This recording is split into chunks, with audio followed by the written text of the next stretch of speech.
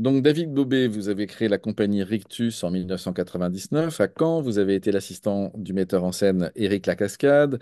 Vous avez été, pardon, directeur du CDN Normandie-Rouen de 2013 à 2021. Vous êtes l'actuel directeur du Théâtre du Nord et de l'École du Théâtre du Nord à Lille. Vous avez monté plus de 30 spectacles, théâtre et opéra. Vous avez côtoyé l'écriture de Ronan Chenaux, de Dennis Cooper, de Shakespeare avec Hamlet et Roméo et Juliette, de Victor Hugo, d'Ibsen. Et c'est la première fois avec Don Juan que vous montez une pièce de Molière. Donc peut-être pourriez-vous revenir sur ce choix. Pourquoi cette pièce de Molière, Don Juan? Qu'est-ce qui vous a amené à ce choix et au fait de vous saisir enfin de Molière? Lorsque je cherchais la pièce à monter, je cherchais dans ma bibliothèque et comme souvent, quand je passe près du rayon Molière, je m'écarte et je vais vite voir la suite. Et puis là, je me suis dit, mais c'est marrant, qu'est-ce qui, dans cette littérature-là, te fait ne pas vouloir, qu'est-ce qui te fait de vouloir déboulonner, pourtant cet auteur qui est si apprécié, si aimé, si monté. Donc j'ai voulu questionner un petit peu ce qui me gênait avec cette littérature. Et j'ai relu donc tout Molière et j'ai relu Don Juan.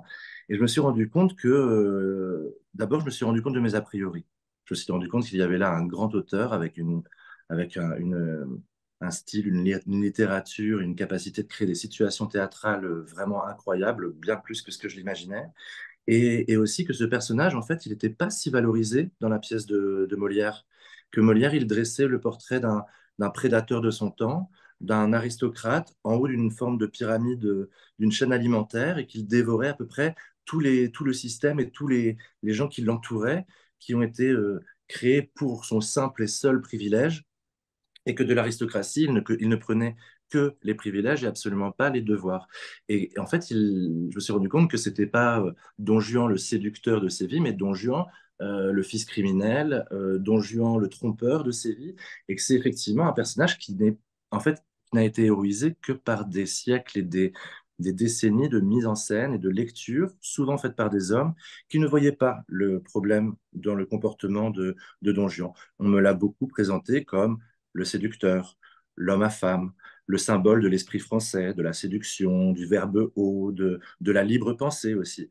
Et c'est vrai qu'en le relisant, je me suis rendu compte à quel point ce personnage était égoïste, autocentré, et comment cette société qui est dépeinte par Molière à travers le prisme cette masculinité dominante et toxique, euh, comment elle pouvait résonner avec aujourd'hui, ici et maintenant.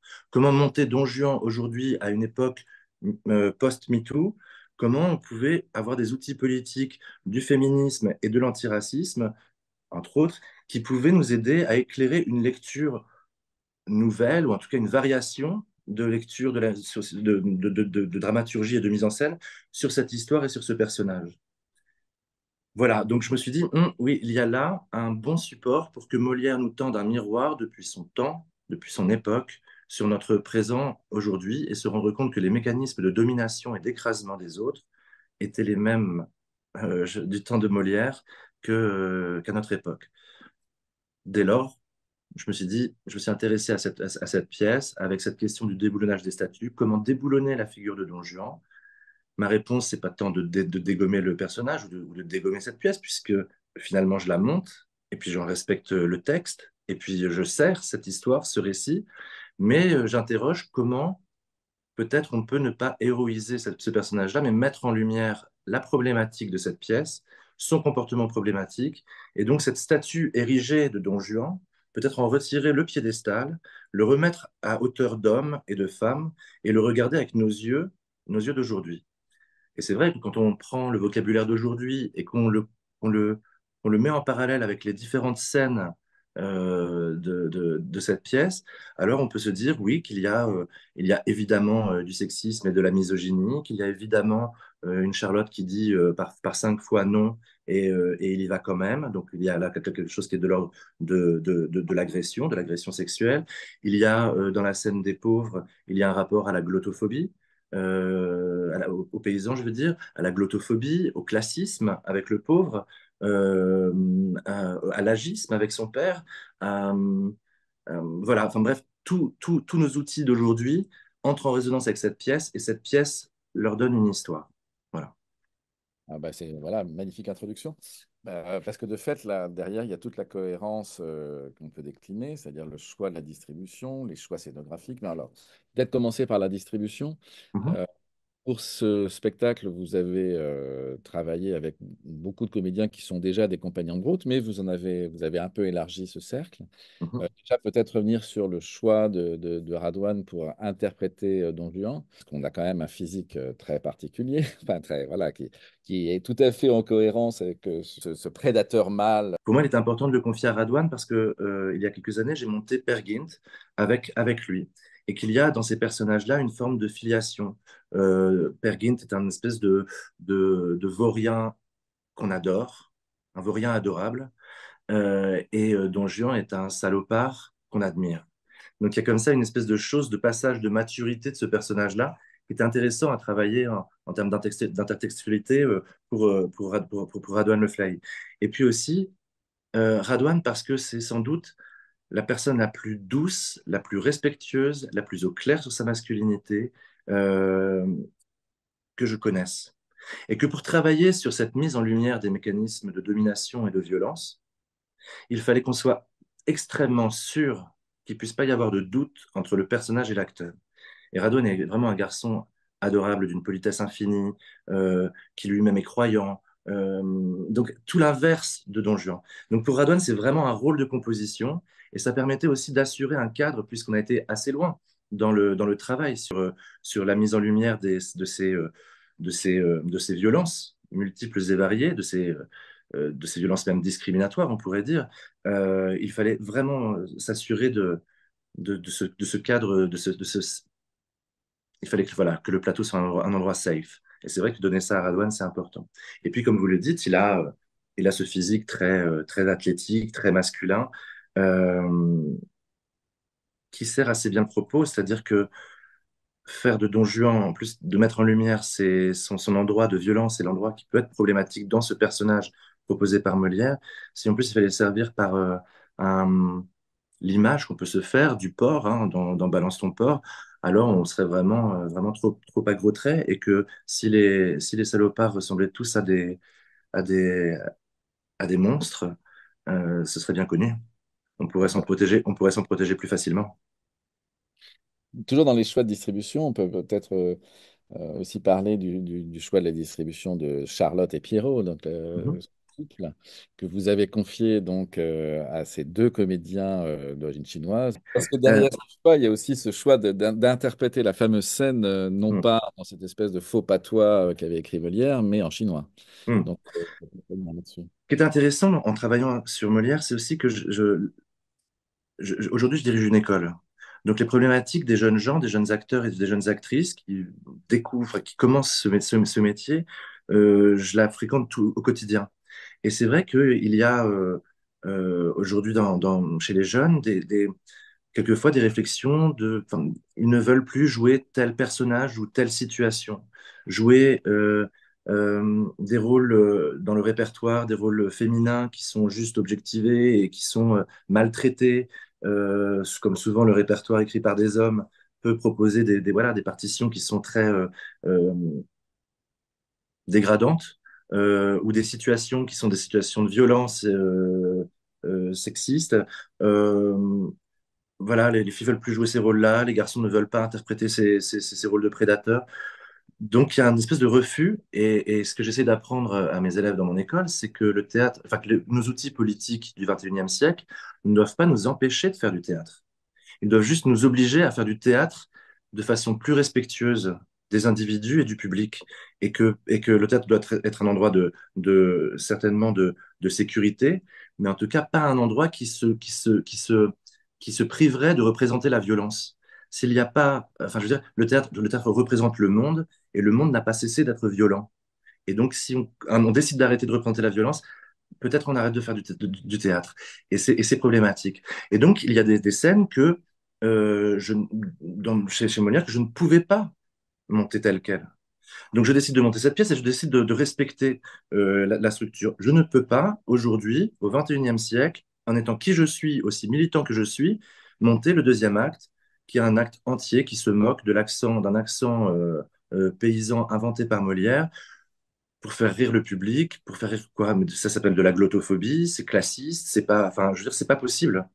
Et on peut pas se débrouiller de ça comme ça. Par contre, il fallait que je traite cet acte, il fallait que je traite de l'étrangeté de la langue des paysans, d'un statut différent de la langue des paysans par rapport à celle de Don Juan. Et je me suis dit qu'en travaillant, je voulais travailler avec, je travaillais déjà avec Xiaoyi et je voulais travailler avec Jin Shuamao depuis longtemps. Et je me suis dit, ah, mais peut-être qu'ils parlent tous les deux mandarin. Peut-être que si on décalait simplement la question de la langue, on pouvait jouer la scène telle que Molière l'a écrite, mais par le truchement du surtitrage, pouvoir accès à ce que se disent le paysan et la paysanne. Dès lors, il s'agit peut-être des personnages les plus beaux, les plus purs dans leur relation à l'autre, une relation qui est respectueuse, qui parle d'amour, qui parle de la difficulté à s'aimer, et faire d'eux, non pas des personnages dont on se moque parce qu'ils sont pauvres ou paysans, mais que l'on aime parce qu'ils sont loin de toute perversion. Alors la violence d'un Don Juan qui arrive comme un colon dans cet univers étranger et qui se sert des femmes comme on cueille une pomme, d'un coup la violence de Don Juan en était décuplée. Parce que pour mettre en lumière ces mécanismes d'oppression que Molière nous présente, il y avait deux mouvements. Il y avait le mouvement de retirer le piédestal de Don Juan et le faire retomber à hauteur d'hommes et de femmes. Et il y avait aussi le fait de défendre les personnages secondaires, de défendre les victimes de Don Juan, de leur offrir des parcours de réparation. Et donc, Charlotte n'est pas là que pour se faire tripoter. Elle subit cette violence-là, mais dans cette mise en scène, elle continue à exister, à avoir un parcours, jusqu'à être celle par qui Don Juan mourra.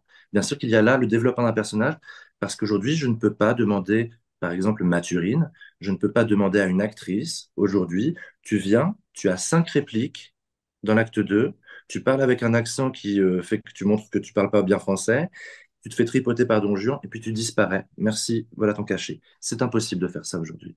Par contre, se dire, bah, le parcours de Mathurine, si je le donne à Pierrot, peut-être que ce que Don Juan vient, en plus de ce rapport sexiste, peut-être que ce qui l'anime, ça peut être aussi de simplement abîmer un couple et chercher à détruire l'amour, une forme de pureté de ce sentiment amoureux, et que la beauté, il cherche tout simplement à la détruire. Et voilà ce que ça montre.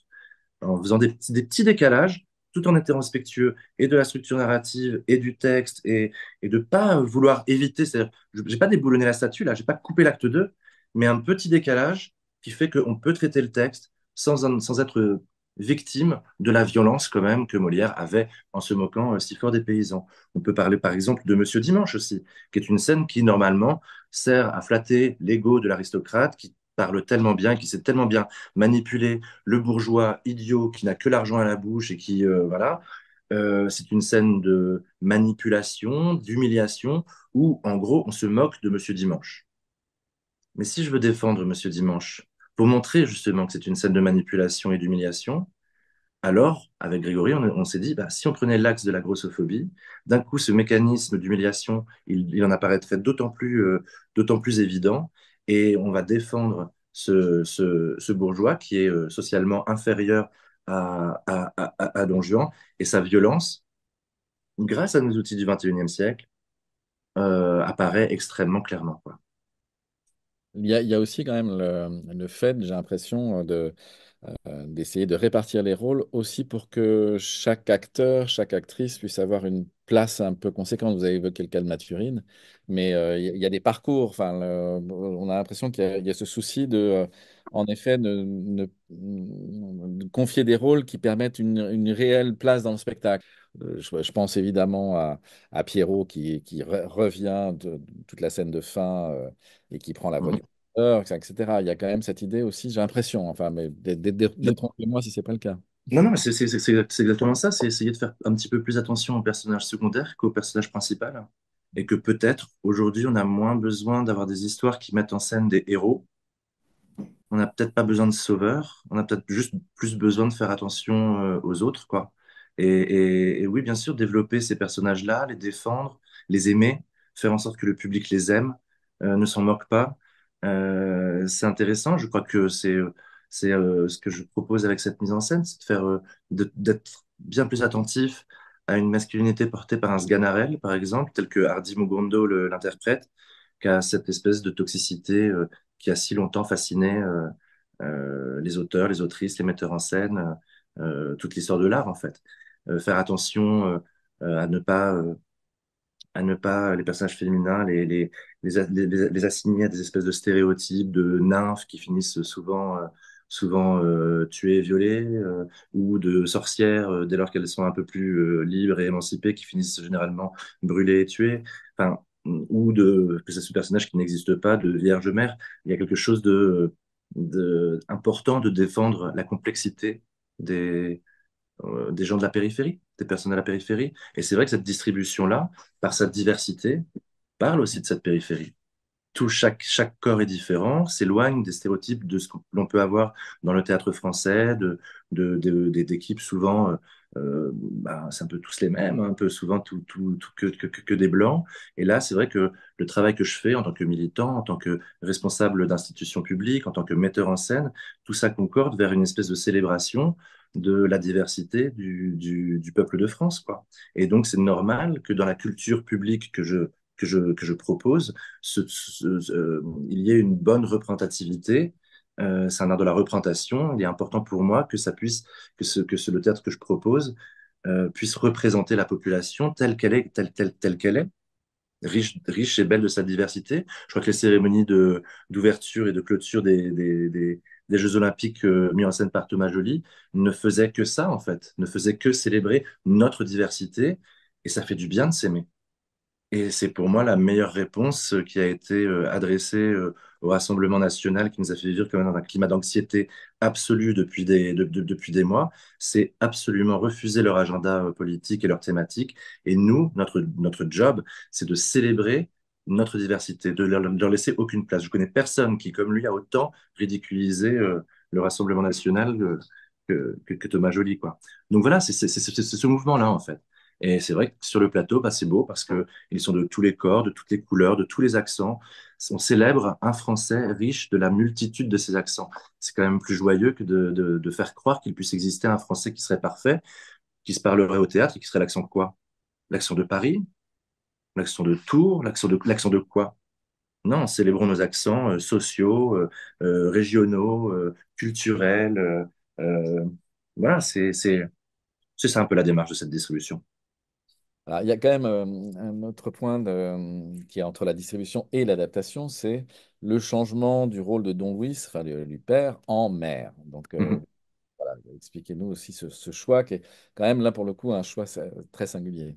Mais il y a plusieurs, il y a deux personnages qui sont portés, deux personnages masculins qui sont portés par les femmes. Il y a Don Carlos, le frère d'Elvire, qui est, que Molière nous présente un peu comme l'anti-Don Juan, c'est-à-dire l'aristocrate qui, lui, respecte les valeurs, respecte les valeurs d'honneur, de bravoure, de courage, de, enfin voilà, et des valeurs qui sont bah, sans problème à coller à des hommes. Bah, je trouvais ça assez beau de ces valeurs-là, de courage, de bravoure, d'honneur, de vérité, de les confier à une femme. Et bah, ça change un peu la donne, quoi, de ne pas avoir à jouer que des rôles d'amoureuses, mais aussi des rôles de combatif et valeureuse pour des femmes. Et pour Don Louis, c'est un petit peu différent. C'est que comme je cherche à défendre les personnages secondaires et à un peu à mettre en lumière la violence de Don Juan, il est difficile le discours de Don Louis parce que quand il est porté par un père, il a une forme de valeur de discours très paternaliste, très familialiste, traditionnaliste. Il y a quelque chose qui est ouais, qui moralement, je trouve, n'est pas aidant pour comprendre le personnage de Don Juan. Là où, s'il est porté par une mère, quelque chose de plus sensible se joue, qui sera moins familialiste, qui sera moins traditionnaliste, mais qui, enfin, voilà, comme une mère dit la honte de t'avoir fait naître. euh, c'est pas un discours de mascu à un autre mascu, quoi. C'est quelque chose de bien plus violent qui nous explique aussi peut-être que un Don Juan peut être aussi, aussi détraqué. Mm. parce que Don Louis, c'était aussi une référence à Louis XIV. Enfin, il y Mhm. a cette question-là, mais donc ça, Non, c'est il y a des choses que j'ai évacuées quand même, enfin que j'ai décidé de ne pas traiter, c'est-à-dire que c'est sans couper le texte. Il y a des choses que je décide de ne pas traiter. Ce rapport-là, par exemple, je décide de ne pas le traiter parce que ça me semble pas essentiel dans la lecture dramaturgique que je fais de l'œuvre. Donc l'œuvre, elle existe, hein, elle est là, mais ce que j'apporte, c'est un éclairage nouveau. La mise en scène, c'est un art de la variation. Donc il faut faire des choix dramaturgiques. C'est-à-dire qu'on varie sur une œuvre, mais l'œuvre, elle préexistait à la mise en scène et elle perdurera après. Elle est intouchée, l'œuvre. Par contre, quand on met en scène un texte, il faut le faire varier. Et le point de vue de notre époque, il est toujours, enfin, il contextualise toujours une œuvre par rapport à ici et maintenant, qui le joue et à qui on s'adresse. Et donc, bah, on peut pas tout traiter. Puis il y a des choses que politiquement aussi, j'ai pas envie de traiter. J'ai pas envie de traiter ce rapport historique. Et j'ai pas non plus envie par exemple, de traiter trop le rapport à la religion. Ce qui est un peu évacué dans ma mise en scène. Le Deus ex machina de la fin, il est ramené à l'endroit de l'humanité. Et ouais, le rapport au religieux, c'est un peu comme dans la vie, c'est un endroit que je respecte énormément, à l'endroit de l'intimité de chacun, mais qui m'intéresse pas trop de débattre et de traiter publiquement. il Voilà. y a- de toute façon, j'allais dire la question religieuse et le fait que justement le Deus ex machina est rayé, vous avez décidé d'intégrer cette fameuse dernière réplique de Don Juan bien avant, dès la première rencontre avec la statue du commandeur. Mais cette Mm. fois-ci, pour s'en moquer, j'allais dire la condamnation viendra de là. Donc, Oui, oui, pour se débarrasser du fantastique, on le traite, on le fait, on se dit, bon, vous voulez voir la fin fantastique, la voilà. Bon, maintenant on peut s'en débarrasser et on peut essayer d'inventer une autre façon de terminer ce personnage, quoi. ah, Pas besoin d'un dieu pour venir nous faire justice, quoi. On peut peut-être réfléchir les choses entre nous. peut-être maintenant se pencher un petit peu sur la question de la scénographie. Ouais. Parce que c'est quand même, ça fait partie des défis par rapport à Don Juan, hein. Enfin, on sait qu'il, même pour Molière, c'est ces 5 actes dans 5 lieux différents. Enfin, c'était toute une machinerie incroyable quand Molière l'a monté. Et donc là, vous êtes parti, mais voilà, de déboulonner les statues au sens propre, hein. C'est-à-dire que, et est-ce que vous pouvez nous éclairer justement dans ce choix de la scénographie avec ces statues colossales et cette statue colossale en particulier? Mhm. Euh, à quel moment il est arrivé dans le processus de création? Est-ce que très très vite il était là? Ou est-ce que, en partant de cette idée de déboulonner les statues, on l'avait déjà et comment ça s'est fait? Bah, je crois dès la première lecture, hein, dès que j'ai relu Don Juan, comme j'avais cette question du déboulonnage des statues dans la tête qui m'animait, que c'est ça qui m'a fait aller vers Molière, que je me suis assez rapidement dans ma lecture de son œuvre, je me suis très vite souvenu de cette pièce qui mettait en scène une statue sacrément, sacrément pénible pour Don Juan. Donc je me suis dit, ah tiens, bah, intéressant, c'est peut-être cette question des statuts, voilà. Et très rapidement en lisant, je me suis pris à imaginer Don Juan, symbole d'une masculinité fossile, d'une masculinité en voie de pétrification, en tout cas on l'espère, de l'imaginer déambuler dans un cimetière de statues déboulonnées. Des statues qui, pour toutes celles qui sont présentées sur le plateau, sont des symboles d'une masculinité triomphante, puissante, colossale, écrasante et en même temps sublime, sublimée par le regard, l'histoire et l'histoire de l'art. Et en même temps, au fond, c'est des statues qui sont toutes pétées, quoi, toutes cassées, quoi. Il y a quelque chose de l'ordre de l'écroulement de ce patriarcat qui a longtemps été érigé de façon victorieuse. Donc il y a plusieurs types de statues. Il y a une, une statue religieuse, il y a ce dieu qui est Ilissos, qui est une reproduction d'une statue qui existe. C'est que des reproductions de statues existantes. Donc il y a Ilissos qui est un dieu que tout le monde a oublié, qui était le dieu d'un cours d'eau en Grèce et qui était suffisamment important en son temps pour apparaître sur le fronton ouest du Parthénon et ce cours d'eau s'est tari, n'arrive plus jusqu'à la mer, a fini par être recouvert par l'activité humaine. Donc en fait, de ce dieu, il ne reste plus que cette statue qui n'a plus de tête, plus de bras, plus de jambes, plus de sexe. Et les archéologues pensent que c'est l'Isos, mais ils n'en sont même pas sûrs. Et je trouve ça joli de poser cette statue-là comme une espèce de... Si un dieu peut disparaître, peut tomber du fronton du Parthénon, peut perdre jusqu'à son fleuve ou jusqu'à son identité, alors il y a bien des personnages qu'on peut questionner. Voilà. Une autre statue, c'est une reproduction d'Achille, qui est une reproduction d'une statue qui est dans un palais italien et qui a été retrouvée couverte de tags, d'herbes et tout ça. Un palais qui avait jamais été fini parce que la famille avait fait faillite, qui avait été racheté par un casino à un moment qui avait fait faillite aussi. Et donc c'était un terrain vague. On a retrouvé une antiquité en marbre comme ça, dans un espèce de terrain vague. Je trouvais ça beau que le plus grand des héros de la littérature finisse à l'abandon dans une décharge, quoi. Et donc voilà, c'est une reproduction de cette statue. Il y a une autre statue qui est une reproduction d'un conquistador à Cali qui a été déboulonné, là, pour le coup, par les populations qui n'en pouvaient plus de souffrir de passer tous les jours devant la célébration d'un colon, d'un conquistador. Et donc, c'est une reproduction de cette statue équestre qui est tombée et dont la tête a roulé. Et puis, il y a cette dernière statue qui est un mélange. Je voulais une statue comme ça, un trait pour le commandeur très phallique et très masculine. Et j'ai pas trouvé exactement la statue à copier. Donc c'est un espèce de mélange de figures de pouvoir. Donc il y a un peu de Staline, il y a un peu de Napoléon dedans, il y a un peu d'Auguste, l'empereur romain. Et puis il y a tous ces autres petits morceaux de statues qui sont amenés pendant le spectacle, qui sont des reproductions de Damnatio Memoriae. Donc des restes de Damnatio Memoriae. Donc ça, c'est le Damnatio Memoriae, c'est une condamnation dans la Rome antique qui consistait, lorsqu'une personne avait mal agi, à l'effacer de la mémoire humaine. Et donc on brûlait les récits, on lacérait les portraits et les statues, elles étaient rayées, cassées, fragmentées pour vraiment se débarrasser. Donc là, on est encore sur la question de qu'est-ce qu'on célèbre comme figure ou est-ce qu'on peut se débarrasser de certaines figures historiques et problématiques.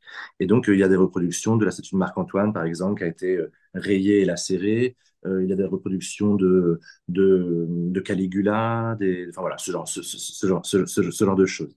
Et ouais, c'est assez, ça crée cet univers très tragique, évidemment, ces grandes figures mythologiques, et qui me permet de placer Don Juan plus du côté d'un espèce de héros tragique type Néron ou Caligula, qui est dans un processus d'autodestruction violent, que dans la figure sympatoche du héros.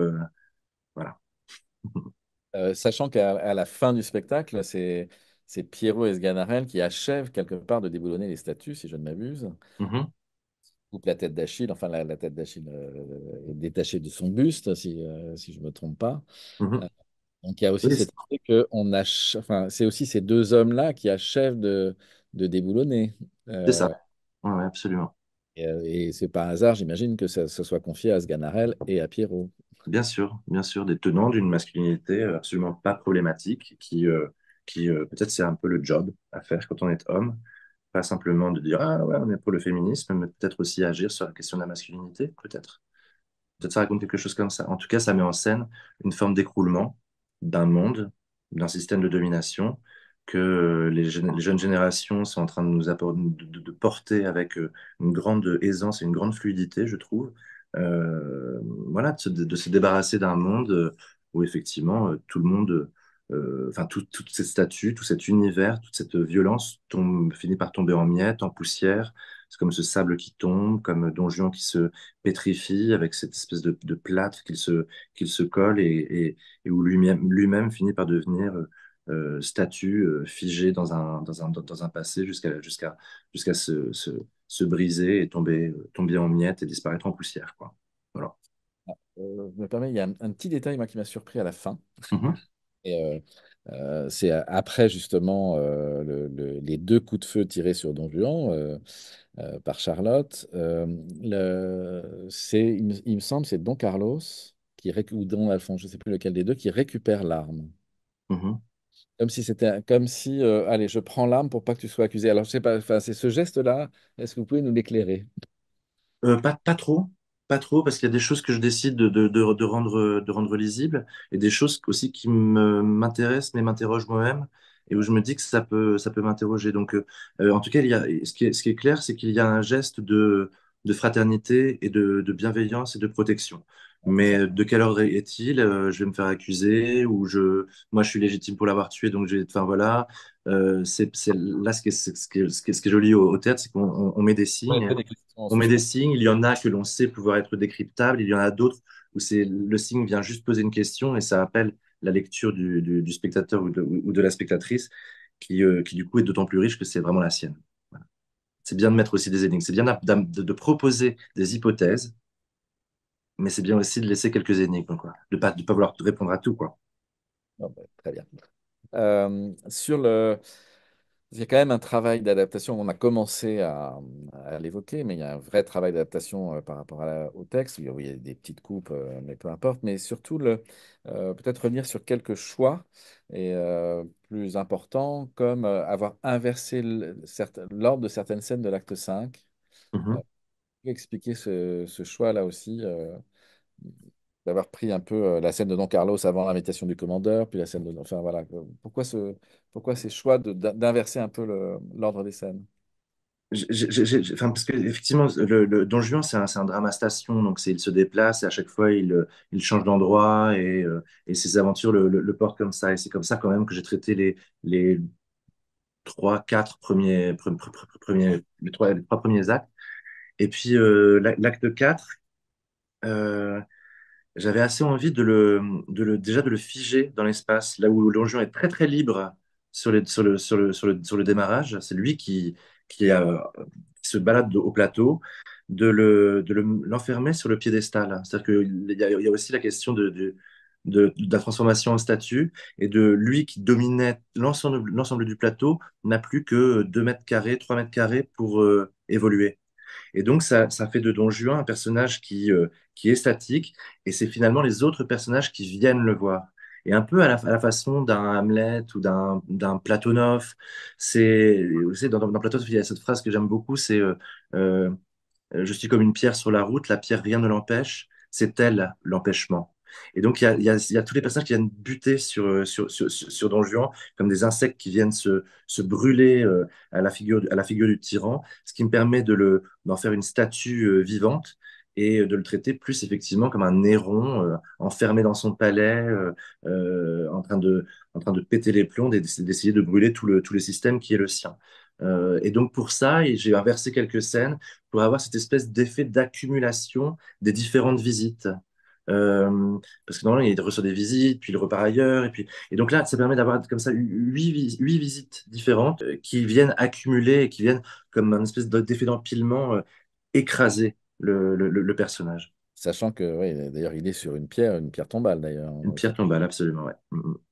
Autre choix aussi, c'est ce choix du prologue avec cette lettre de Loret dans le prologue, d'où c'est venu, parce qu'on découvre tous ces comédiens en tenue, j'allais dire civile, enfin en tenue quotidienne, et puis après le rideau s'ouvre et on va découvrir le reste. Et ça, c'est pourquoi ce choix? Bon, au-delà de l'effet surprise évidemment quand le rideau s'ouvre, mais pourquoi ce choix? Bah, en fait, c'est aussi simple que la façon dont vous avez posé la question. C'est une façon de présenter les comédiens qui vont jouer le drame et de voir la transformation du théâtre. Le rideau s'ouvre, le décor apparaît et les personnes deviennent personnages. Et donc, ce texte-là, qui était vraiment le texte qui annonçait à l'époque l'effrontation du Don Juan, je trouvais ça beau et drôle et touchant d'avoir la façon dont on annonce la représentation aujourd'hui et de retrouver l'annonce de l'époque, qui est une façon aussi de s'adresser au public et de l'amener doucement vers la représentation, vers la fiction. Voilà. Et ça me permettait aussi de entrer plus en douceur dans cette pièce parce que je le trouve un peu difficile, moi, ce début de Sganarelle, quoi, de la discussion avec Guspan. On parle du tabac et puis 30 secondes après, on commence, quoi. Donc, ce tabac-là, il me questionnait. Donc, peut-être que j'anticipe la question qui va suivre. Mais pourquoi avez-vous changé le mot tabac en mot théâtre? Et, et, euh, et c'est en lisant les travaux d'un philosophe qui s'appelle Paul Audy que j'ai lu qu'il a découvert qu'à l'époque où Molière écrit Don Juan, un débat de société de cette époque-là, c'était de savoir si les médecins devaient prescrire du tabac parce que c'est un remède pour la santé, ou si le tabac est un poison pour la santé. Et c'est tout le monde, voilà, et tout le monde en parle et tout ça. Et quand Molière écrit Don Juan, il vient de se faire censurer son Tartuffe avec cette fameuse phrase, le théâtre de Monsieur Molière est un poison pour l'âme. Donc quand il ouvre, alors que tout le monde sait que le tabac, remède ou poison, quand il ouvre en disant c'est pas un poison, c'est un remède pour l'âme, pas pour la santé, pour l'âme, ça élève les sentiments d'honneur et de respect, ça évidemment qu'il répond à ses censeurs, à ses détracteurs, et que tout le monde, à ce moment-là, comprend que Molière répond de façon cachée et détournée pour pas subir encore la censure. Le monter tel quel aujourd'hui, le tabac, l'éloge du tabac fait par Sganarelle, bah, ça a un peu pas du tout d'intérêt en fait, parce qu'on s'en fout, ce qui se dit du tabac, on s'en fout, et surtout que c'est un motif qui n'est pas repris plus tard. Donc, faire accepter, j'ai vraiment pas écrit moi le texte, tout est n'est art de coupe et de déplacement. Mais ça, on a décidé de remettre le mot théâtre pour que nos contemporains puissent avoir le même plaisir que ceux de Molière, d'écouter ce que Molière a à dire de son propre théâtre. Alors, il y a un autre élément, mais là, c'est aussi ma curiosité qui a été piquée, c'est les fameux chants de Sganarelle, qui sont très très beaux d'ailleurs. Mais donc, quel est le sens de ces chants? Quel est Ouais, il y en a plusieurs. Il y a un chant qui reprend justement le monologue du tabac, Mhm. comme on l'a transformé eh bien, il reprend ce monologue de tabac, mais il le chante en monokutuba, c'est une langue vernaculaire du Congo. Hardy, il vient de Pointe-Noire au Congo. Et c'est pour moi la chance incroyable de travailler avec des artistes aussi multiples, variés, aux cultures si grandes et tout ça, qui viennent de disciplines différentes. Et Hardy est un danseur excellent, un acteur excellent, mais aussi un très grand chanteur. Donc il n'est pas question pour moi de me priver de ça, surtout que c'est dans le texte de Molière. Hein, chante Sganarelle, Sganarelle a des chansons à produire, donc bah, autant le faire dans la langue de Hardy Mugondo. Et puis l'autre chant, c'est, je crois que c'est une façon de dire bienvenue, voilà, de dire bienvenue au public. Voilà. Mais j'ai pas D'accord. exactement toute la traduction. D'accord. Mais ça, donc, c'est lui qui vous l'a proposé? Ouais, c'est moi qui lui ai demandé de proposer un chant, et puis avec Jean-Noël Françoise qui a fait la musique, ils se sont vus régulièrement pour proposer des chants que après on a calé, on a calé quoi. Il y avait des questions aussi sur justement par rapport à la scénographie et la façon dont Radouane Don Juan monte dessus cette énorme statue très facilement, cette scène avec Elvire magnifique dans le fond rouge là.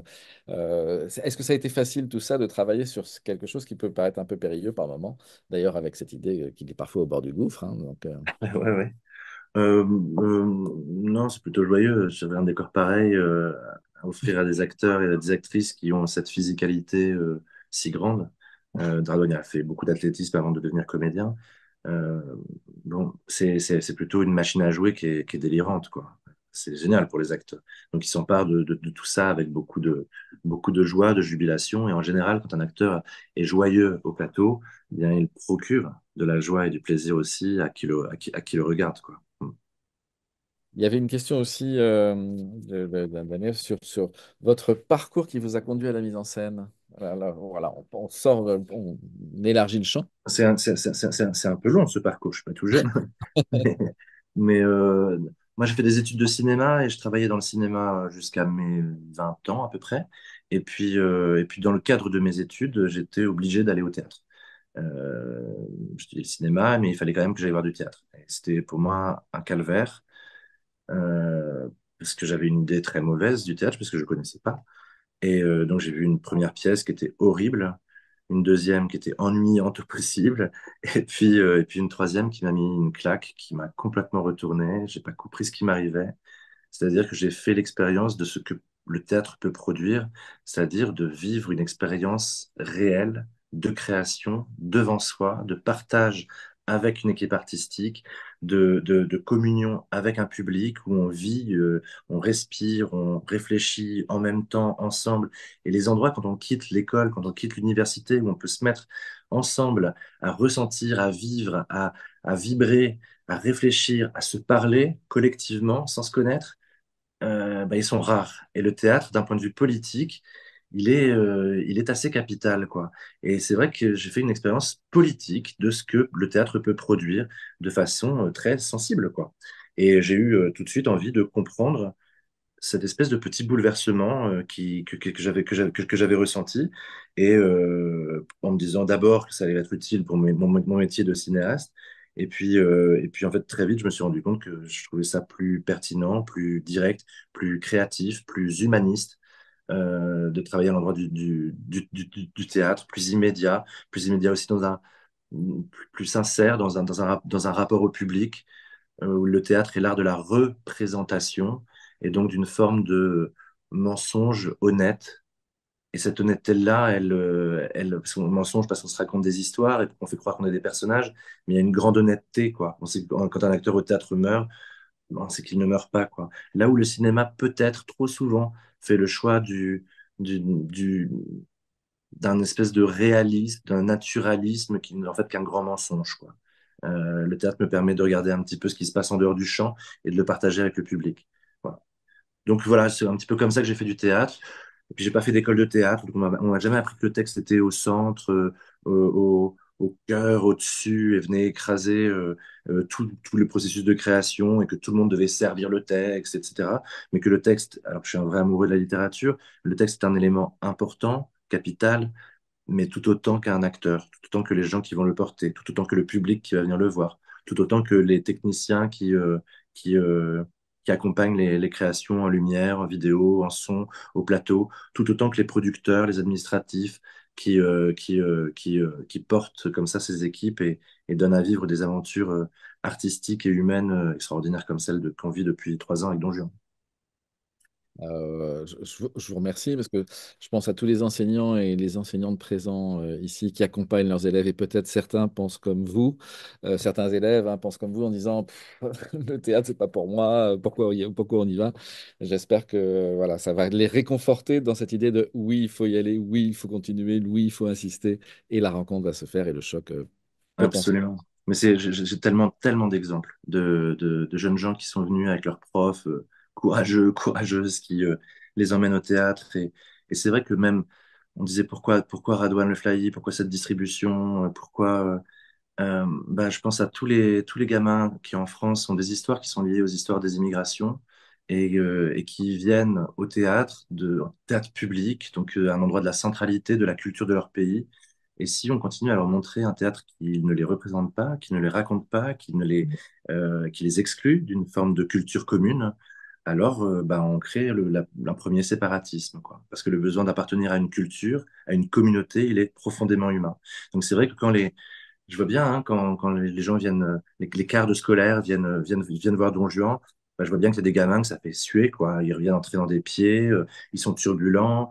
Et j'adore cette anecdote, c'est une des plus belles expériences de ma vie professionnelle. J'ai vu une fois une petite dame qui venait voir Molière ou Ibsen, je sais plus lequel spectacle c'était, et qui était bien habillée, qui venait voir son classique, quoi. Et puis il y a un gosse qui se met à côté d'elle, qui est turbulent, qui a son téléphone, qui parle, tout ça. Et je la vois, elle est excédée et lui, il est dégoûté d'être assis à côté de la vieille, quoi. Et ça commence mal. La rencontre, elle est pas possible. Je vois ça, quoi. Je me dis, ah. Et puis le spectacle se passe. Et le gosse, il se prend au jeu parce que le mode de narration correspond à son époque, parce que qui est sur scène lui ressemble, parce voilà, il y a de l'énergie, du fun et tout ça. Et il se prend au jeu et à la fin, il se met debout et il applaudit la bande de foufou qui a fait théâtre devant lui. Et mine de rien, en se faisant, il applaudit Molière comme moi, enfant, je ne l'ai jamais fait. Il applaudit le plus grand des auteurs français. Et la petite dame qui est venue pour écouter du Molière et tout ça, eh bien, elle s'est pris au jeu parce que son histoire lui est servie, lui est racontée à nouveau. En plus, il y a un point de vue dramaturgique qui éclaire le texte d'une façon un peu nouvelle, un peu renouvelée. Et puis, elle se met à applaudir debout. Les deux se sont tus pendant le spectacle et les deux se mettent debout pour applaudir le même objet. Ça s'appelle la culture commune. Et ça, c'est indéchirable. Voilà. Et c'est là où on doit œuvrer, nous, parce que si on regarde des endroits où on est séparés, incapable de se parler, c'est là que l'extrême droite et les populismes se mettent pour nous séparer davantage. Et nous, notre job, c'est de travailler sur du référentiel commun, faire de nous un peuple, une population qui est diversifiée, avec tout plein d'origines, tout plein d'histoires, tout plein de régions, tout plein de... Et la culture, c'est-à-dire le référentiel commun, nous permet de reconnaître en l'autre un frère ou une sœur, quand bien même il est singulier, quand bien même il est différent. Et c'est ce qui transforme une population en peuple, un et indivisible, parce qu'on a la même culture. Parce que la culture, parce que l'identité de ce pays, de la France, c'est pas une question de frontières, de couleur de peau, de religion ou que sais-je, c'est clairement une question de culture et de valeurs partagées. Et peut-être justement le choix de monter Molière et de monter Don Juan avec cette optique-là, c'est un facilitateur de cette rencontre. Absolument. C'est des textes qui sont très fédérateurs. C'est un blockbuster, quoi. Je sais que quand je monte Don Juan, je vais avoir tous les collèges et les lycées de la ville où ça joue qui vont se pointer au théâtre. Et donc, la possibilité de rencontrer tous les élèves qui eux-mêmes représentent tant d'origines et de classes sociales différentes et de réalités différentes, etc. Et que ces élèves-là vont croiser un public habitué du théâtre, mais aussi un autre public qui est celui de la diversité, qui va peut-être venir plus facilement dans les salles parce que diversité, justement, est surreprésentée sur le plateau plus tous les militants queer, LGBT, féministes, tout ça, qui viennent parce que d'un coup, qu'est-ce que c'est que cette idée d'une version post-MeToo féministe de Don Juan? Donc tout ce petit monde-là se mélange et encore une fois, on célèbre dans la salle la célébrité qui est célébrée au plateau. Parfait. Euh, est-ce que vous envisagez de monter d'autres Molières, du coup? Je sais pas trop. Pas pour l'instant, mais je m'étonne moi-même, hein. Mais là, j'ai un petit musée Ça alors, ok. qui me fait de l'œil. On peut en savoir plus? Ah oui, d'accord. D'accord. Ok, bon. Mais c'est un scoop, hein, c'est un scoop, j'ai dit à personne encore. Ben, merci pour le scoop. Si tout le monde l'a vu, mais autrement, on le dira. Donc, c'est une très très belle idée. Et, ah ouais, parfait. Bon, Mais ben, c'est bon, c'est pour ceux qui n'ont pas vu, c'est Lorenzaccio. Je trouve qu'il y a j'adore. quelque chose sur la question de l'action ou de l'inaction politique qui peut résonner assez fort avec ce qu'on est en train de vivre aujourd'hui, un peu en France, mais aussi un peu dans le monde. En attendant, en tout cas, mille merci, David Aubé, pour cet échange, hein, qui, je pense, a éclairé vos choix de mise en scène de façon très très nette, et puis de cette générosité dans l'échange. Merci à vous, merci beaucoup. Comment faites-vous pour transporter vos statues? J'adore ça. Et pour les effets d'éclairage sur la statue, le voile noir, une autre question aussi. Ok, alors sur le transport des décors, alors, c'est un décor qui a été construit, que j'ai dessiné et qui a été construit par l'atelier de construction du Théâtre du Nord. Et ces statues sont très légères et tout à fait démontables. En fait, c'est comme un espèce de Lego. Donc, c'est des blocs qui s'empilent. Et quand ils sont empilés comme ça, ils font une statue. Et quand ils sont empilés autrement, eh bien, ils rentrent dans un camion et ça part avec un camion en tournée comme n'importe quel décor de théâtre. De toute façon, on voit à un moment donné dans la pièce que les statues sont légères, hein, parce qu'ils les manipulent Ouais. c'est léger. Et Euh, oui, mensonge honnête, on va pas faire croire que c'est lourd. ma classe souhaite connaître le coût total de la pièce et les bénéfices qu'elle a rapportés. Alors, Désolé. alors c'est un drôle de truc. Moi, je travaille dans le secteur du théâtre public. C'est un service public culturel. C'est comme la santé ou c'est comme, c'est un service public. Donc, mon travail à moi n'est pas de rendre les choses bénéficiaires. Je ne dois pas faire des bénéfices. Enfin, c'est pas le but, quoi. Au contraire, on décide collectivement de mettre de l'argent pour qu'ils puissent se créer de l'art, des œuvres, du théâtre, des peintures, d'avoir des musées, avoir un accès à la culture et que cette culture-là puisse être partagée avec le plus grand nombre, avec tous et toutes. Ça, c'est mon travail. Mais il s'avère que ce spectacle-là a tellement bien marché, tourne tellement, a tellement été accompagné qu'il est devenu bénéficiaire. Ce qui me permet non pas de mettre des sous de côté, mais ce qui me permet de produire d'autres œuvres, d'autres artistes et de partager ces outils de service public avec d'autres artistes qui vont faire d'autres spectacles. Voilà. Et sur le coût total, euh, je, je n'en, d'abord, j'en sais rien. Enfin, si je sais, mais je sais plus maintenant, 3 ans après. Et puis, je suis pas sûr que ce soit le truc le plus intéressant pour moi de vous répondre, quoi. Mm. Alors, je vois les élèves de Haute-Oie qui vous font des grands signes pour vous dire au revoir. Donc, je pense que... Au revoir les Hautois. Et puis, peut-être une dernière question. Bon, après, il y a des différentes questions qui sont arrivées. Combien de temps avez-vous mis au total pour monter cette pièce? Un an pour faire l'adaptation et monter la production, plus euh, non, non, 2 mois de répétition. Je crois que c'est 7 semaines en tout. On a eu 7 semaines de répétition avec les acteurs et c'était monté. Et une question qui intéressera tous ceux qui nous suivent de très loin. Avez-vous pour projet de vous déplacer pour travailler avec les instituts français? Alors, ben, je l'ai fait quelques fois. Je l'ai fait bien sûr, et notamment sur le continent africain et notamment à Pointe-Noire. C'est comme ça que j'ai rencontré Hardy Mugondo et Orlando Zola. Euh, oui, je l'ai fait aussi en Indonésie, je l'ai fait je sais plus qu'est-ce que j'ai fait d'autre. Oui, en Russie aussi. J'ai beaucoup travaillé avec Kirill Serebrennikov en Russie. Bon, j'y retournerai pas maintenant, mais à l'époque, j'ai beaucoup travaillé en Russie. Oui, bien sûr, c'est toujours en Tunisie. En Tunisie, j'ai bossé avec l'Institut français.